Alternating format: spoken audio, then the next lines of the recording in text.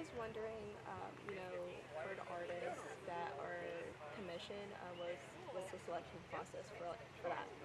Yeah, so the selection process for the art projects really routed through the Neighborhood Improvement Grant review process. So they had an independent committee that scored all of the applications, including those that were focused on public art. So that was something that really was community members and staff members who did that work. We at Arts United were there to support the funding and ultimately support the programs that were deemed most fitting based on the criteria of that program. Okay, so you're only overseeing the funding process of this. I guess in terms of selecting artists, would neighborhoods be the one to choose that? Yeah, so the beautiful thing about this program is that it really allowed the neighborhoods the creativity and the flexibility to identify not only the types of public art projects that they wanted to do, but actively played a role in selecting the artists, the locations, and all of the finer details.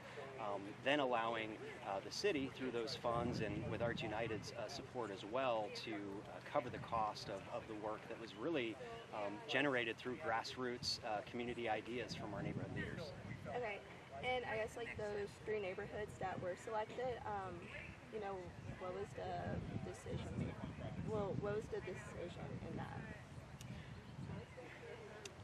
I will say, I think the committee that reviewed this was looking at public art projects that would add a lasting value, really tell the story of what's happening in our neighborhoods, and showcase what public art could look like outside of our main business corridors. Because really, there's an opportunity for public art embedded in every neighborhood with the right creativity and some good ideas coming from our residents. Okay, that's it. Cool, awesome. You mentioned that you were kind of happy that it's spreading out from the city center. Yeah. Tell me a little bit more about that.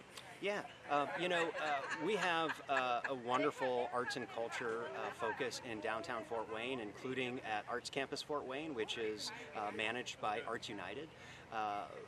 The beautiful thing about public art is that it really should be living at every corner of our community, even if it's a small pocket park in a neighborhood, if it's a commercial building along a corridor near a residential area.